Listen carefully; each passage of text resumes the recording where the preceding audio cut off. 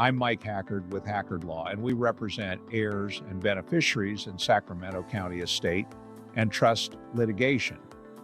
Fair Oaks and Carmichael represent Sacramento's established suburban communities, neighborhoods where families bought modest homes in the 1960s and 1970s for $40,000 or $50,000 and stayed for a lifetime. Now those same homes are worth $800,000 or more, and the seniors who've aged in place have become targets for financial predators who recognize that decades of home ownership created substantial wealth these longtime residents never expected to hash. Fair Oaks and Carmichael contain a distinctive pattern of wealth that differs from executive suburbs or gated communities. This is legacy homeowner wealth, created not through high incomes or aggressive investment, but through the simple act of buying a Sacramento home decades ago and staying put. A teacher who bought a Fair Oaks home in 1972 for $52,000 may now own a property worth $850,000. A postal worker who purchased in Carmichael's tree-lined streets in 1968 for $38,000 sits on a home worth $775,000.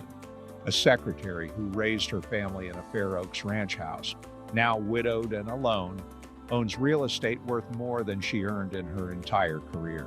These seniors often don't think of themselves as wealthy. They live on Social Security and modest pensions. They drive older cars. They haven't traveled in years.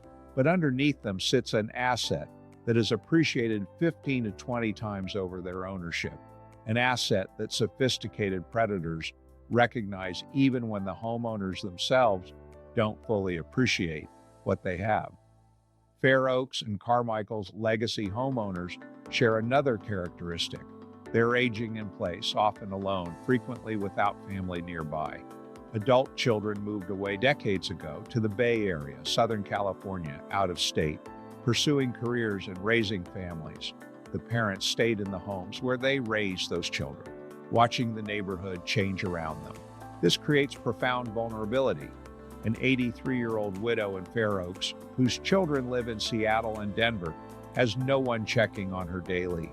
Her longtime friends have died or moved to care facilities. Her world has contracted to her home, her church, and occasional trips to the grocery store. Into this isolation steps anyone who offers help, companionship, or connection, including predators who recognize opportunity. The types of cases we litigate throughout Fair Oaks and Carmichael follow patterns shaped by legacy homeownership and aging in place, the longtime caregiver exploitation. A pattern we frequently encounter involves caregivers who've worked for elderly homeowners for years, sometimes decades. What started as light housekeeping evolved into daily care. As the senior aged, the caregiver became indispensable, then became family, then became the sole person with access to the elder's life. We've litigated cases where caregivers of 15 or 20 years systematically gained control of finances, changed estate plans, and redirected home equity to themselves. The length of the relationship makes families reluctant to suspect abuse and makes courts sometimes reluctant to believe it. The home equity extraction scheme, legacy homeowners sitting on substantial equity but living on fixed incomes, face distinct vulnerability. A pattern we see involves predators convincing elderly homeowners to take reverse mortgages, home equity lines of credit, or refinancing, then manipulating them to invest, gift, or lend the proceeds in schemes designed to steal the money. The senior loses both the cash and eventually the family home that represented their life's primary asset, the helpful neighbor. Predator. Fair Oaks and Carmichael's established neighborhoods still have longtime residents who know each other, but also newcomers who recognize vulnerable elderly neighbors.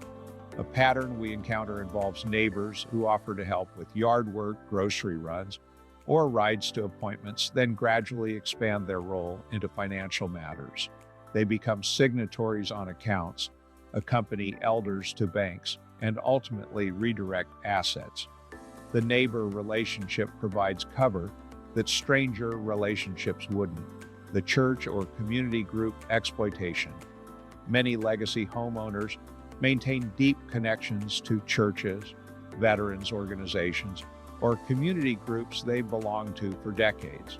A pattern we see involves fellow members or newcomers to these organizations who cultivate relationships with elderly members, specifically to gain financial access. Shared faith or organizational loyalty creates trust that predators exploit. Family member return. A troubling pattern involves adult children or other relatives who return after years of distance, specifically because they've learned about the appreciated home value. A child who hasn't visited in a decade suddenly appears offering to help an aging parent. This help quickly transforms into financial control, power of attorney authority, and estate plan changes that disinherit siblings who weren't calculating enough to reappear. The contractor home improvement fraud. Legacy homes need maintenance, roofs, plumbing, HVAC systems, and electrical require updating after 50 years. A pattern we litigate involves contractors who target elderly homeowners with unnecessary work, inflated prices, and emergency repairs. Some convince seniors to finance repairs through home equity loans, extracting wealth while providing substandard or unnecessary work. Isolated seniors have no way to verify whether work is needed or fairly priced. Several factors create heightened vulnerability for legacy homeowners. Unrecognized wealth. Seniors who don't think of themselves as wealthy don't protect assets the way affluent people do. They're not suspicious of financial predators because they don't believe they have anything worth stealing. Fixed income reality. Living on Social Security while sitting on $800,000 in home equity creates tension. Predators exploit. Offers to unlock home value appeal to seniors struggling with living expenses. Aging infrastructure. 50-year-old homes need work. This creates legitimate concerns. Predators weaponize through contractor fraud and home improvement schemes. Social isolation. Longtime residents outlived their peer networks. Spouses died. Friends moved. Children scattered. The isolation that results makes seniors dependent on anyone who offers connection. Reluctance to burden family. Legacy homeowners often resist asking distant children for help, creating opportunities for non-family predators to fill the gap. Cognitive decline. Without oversight, seniors aging alone may experience cognitive decline that family members would notice, but no one's watching. Predators recognize and exploit undiagnosed impairment. California law provides powerful protections for elder financial abuse victims under Welfare and Institutions Code Section 1561030. Financial abuse includes taking property through undue influence, fraud, or from someone lacking capacity. Successful claims can recover all property taken or its current value, attorney fees and litigation costs, double damages for bad faith conduct, and punitive damages in egregious cases. When predators have already extracted home equity or redirected assets, families often cannot afford hourly legal fees exceeding $200,000. Hackard Law's contingency fee model eliminates this barrier. We advance litigation costs and defer compensation until successful recovery. If we don't recover assets, clients pay no attorney fees. This structure protects the legacy wealth that Fair Oaks and Carmichael families spent lifetimes building, even when much of it has already been stolen.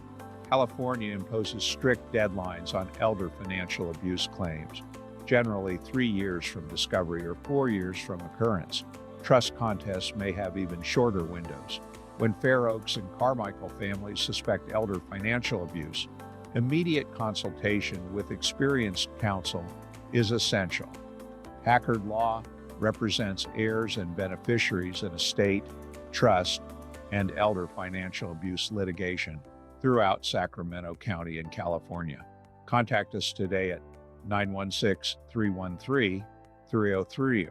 We'll be happy to speak with you. Hackard Law. Call the Sage.